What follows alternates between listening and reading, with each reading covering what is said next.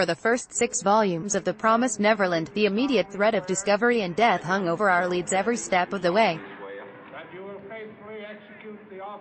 All of their actions at Grace Fieldhouse were monitored, and all of their choices were made with the clear knowledge that if they didn't act now, they'd be lost forever. Having broken the bars of their prison and crept across a forbidding wilderness, Volume 7 sees our heroes at last finding a moment to rest, as they settle into the BO6-32 bunker. And yet, in spite of the guillotine drawing a bit further back from their necks, this volume feels just as urgent as ever, and cleverly reminiscent of the manga's earliest material. The Promised Neverland was initially founded on a cat-and-mouse game being played between Isabella and her charges, with Emma and her friends having to work hard to overcome Isabella's profound advantages in terms of strength and knowledge. When Grace Fieldhouse burned down, so too did that paradigm, leaving the story as a more straightforward chase-adventure narrative.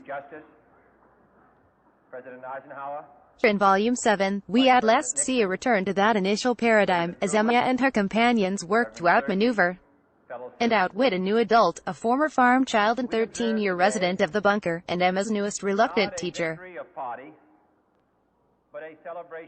The majority of this volume takes place in the bunker itself, as Emma and Ray survey their new surroundings, search for clues, and attempt to draw information from the bunker's occupant.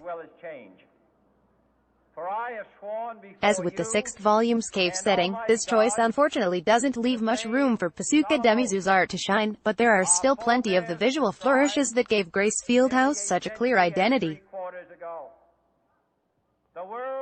Additionally, the styles of shots used for Demizu's paneling seem to be diversifying all the time, as her originally illustration-focused talents embrace the angles and visual gimmicks afforded by sequential art. The drama that unfolds in these claustrophobic chapters felt satisfyingly reminiscent of Neverland's early days, with the bunker's long-term occupant serving as a natural replacement for Isabella. As in those early games, this man is clearly an adversary of the children, but the complex and interwoven nature of each of their needs gives Emma and Ray just enough space to negotiate for their own lives. While watching these two put their wits to work mastering the great outdoors has been fun, Volume 7 demonstrates that Neverland is at its best when they have an actual opponent to face. The prominence of this new quasi-antagonist simultaneously acts as a powerful illustration of one of Neverland's core themes, how systems of oppression end up enlisting members of that oppressed class to perpetuate themselves, creating a tragic chain of violence. For Isabella and Krona, the answer to facing an impossibly horrible future was to submit to that future, and become agents of the demons themselves.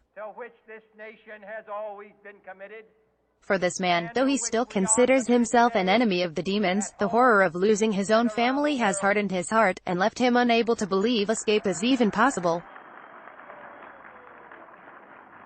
I appreciate Neverland's consistent emphasis on the true cruelty of these systems, and I'm eager to see if this man will be the first to overcome his trauma and actually help break the cycle. All in all, The Promised Neverland's 7th volume feels like both a return to form and a bold step forward, setting the story's ambitions towards a new horizon while reintroducing some of the initial concepts that made this manga so thrilling. The Promised Neverland continues to stride forward with tremendous confidence. Let's block ads. Why?